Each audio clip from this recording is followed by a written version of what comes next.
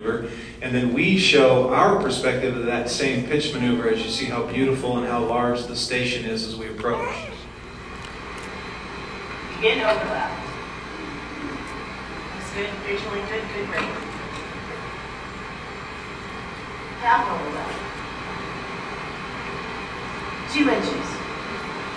Easy capture. Very nice. Station. Houston and station. Capture confirmed. No flashing lights. Station free drift. Awesome. Scary County's free drift. Close that TA quick. Flight control power's off. Nice job, Dex. Discovery arriving. So once we get there, we get to open the hatch. This is for all the languages spoken here. Good to see you. How you doing here? It's great to see you. Good to see you. Good in your eye. Good job. That was that. That's Shaggy. What time? And then once we come across the hatch, there's lots of hugging, lots of hand slapping, lots of photography and videography. But we're all very excited to see our friends on the station. And on flight day 4, Stephanie and I manipulated Space Station robotic arm and retrieved MPLM multi-purpose logistics module Leonardo from the cargo bay and installed on a Space Station nadir. And the robotics workstation was in a US laboratory, and here is MPLM inside view. It's still clean before starting all the transfer, and now we started transfer. Soichi is carrying a wastewater tank, and Dex is carrying a material science furnace. It looks like a keg of beer, though. And I'm working on a Lyo, a canister, and there are lots of items. We transferred more than 6 tons of supplies, and Jim is coming from behind the racks. Well, it's time to get ready for spacewalks, and Rick and Clay's favorite part of every day was right here, putting on the mask. Nothing got better than that. They would breathe pure O2 before they go out into the EVA. And here you can see Tracy Caldwell and myself. Tracy's on Expedition 23, and now Dottie joining us. We're putting Clay into the airlock, getting ready to send Rick and Clay out to do one of their 3 spacewalks. And here you can see Rick as he's exiting from the crew lock. Yes, and the first thing I had to do was pick up this FGB. It's basically a grapple bar that we're going to attach to the ammonia tank. Of course, under the watchful eye of Dottie, as we worked, we made our way to the payload bay. There's Clay on the left and me on the right. We basically disconnected this large 1,800-pound ammonia tank from the structure, and Clay lifted it up over his head and held it there while the robotic arm would come in for a grapple. So we had Stephanie and Jim working the robotic arm inside the laboratory, while Clay held this 1,800-pound tank, and I kind of just cheered him on. They came in and grappled this tank, and then they moved it. This is the new ammonia tank, moved it up to the space station, and we temp stowed it. So then on EVA 2, we disconnected the old ammonia tank, but we had to have a place to temp stow it. We used the CETA cart, which is basically just a mobile platform that we use to store things on. Here we are setting up the CETA cart. And basically what we did was use a series of straps, 6 adjustable tethers is what we call them, and we tied this 1,800-pound, this old 1,800-pound tank down to the CETA cart and temp stowed it there while we went to install the new ammonia tank. Dottie was our quarterback on the inside of the shuttle, and she did a great job of telling us what to do on the spacewalks, but unfortunately not everything goes as planned. So you'll see me here kind of using significant force against the ammonia tank to try to get it to seat one of its soft docks, but then that didn't work, so we got out another tool called the pry bar. We messed with that for a while, and of course that wasn't very successful. So then we went to the super screwdriver approach, and we used one of those space screwdrivers to try to push the detents out to get it in, but no joy there.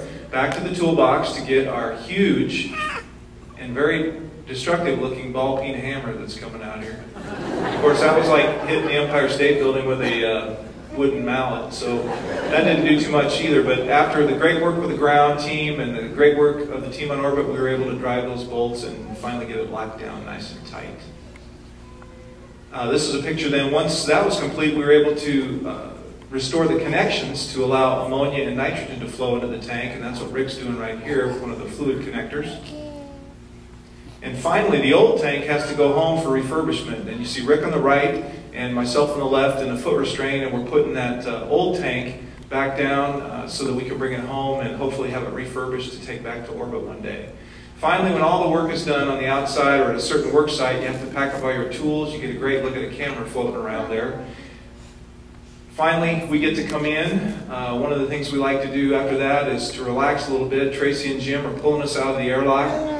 They fasten us up onto our restraints to keep us against the wall. You get a little look at gravity, or no gravity, with our tools and things. And Rick and I are ready to relax, clean up a little bit, and have something to eat by this point.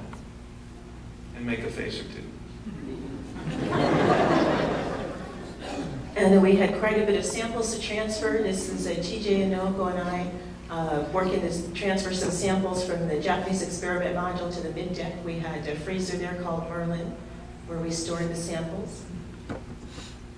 We also took some samples from the -80-degree laboratory freezer on station and also stored those on the mid-deck in another freezer called Glacier. So this is Suichi Inoko working to get those samples in the container to go inside a Glacier.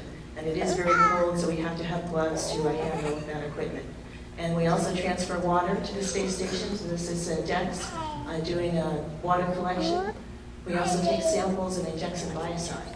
So once all that water is collected, we transfer it to the space station.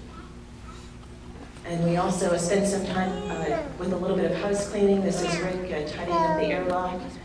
Some of the high traffic areas where we eat or there are a lot of people gathered, we have to clean up. And occasionally we get a little time out for some nutrition. Down in the service module, trying out some of the Russian fruit drinks. There's Soichi. And playing with your food is encouraged in space, though it can cause dental damage of a different kind. We call this stiction fun with water.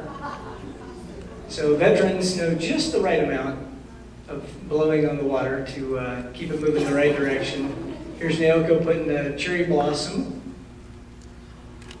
Nice job getting it in there. Isn't that pretty? Once in a while that water will start to drift away from where you want it to go. Don't blow too hard. Whoops. That's more fun though. You have more targets to go after.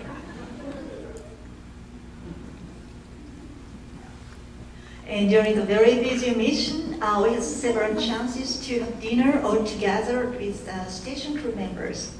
And here is inside the Node 1, there's a dinner table, and one night we have sushi party. As you see, we have seaweed and steamed rice, and we got fish from Antarctica. They use very similar freeze-dried fish. So we got it, and here's our commander, there's the Russian commander on the egg. So it's very international, and I appreciate our international friendship. Well, just like on Earth, we enjoy working out. It is extremely important in space. It keeps us fit for the 2 weeks that we are not experiencing gravity. So you saw me biking, and then Dex was working out on ARED. And also in space, we grow because we don't have gravity compressing our backbone. So we had to measure ourselves, and now I can tell my little sister that I'm an inch taller than her. At the end of a long day, it's nice to find a spot to sleep. Dex had the flight deck. Jim's here on the floor of the mid-deck. Clay is on the wall. Rick is on the lockers. Stephanie usually slept on the ceiling. And Naoko and I found a nice little cozy spot between some bags in what we call the ditch on the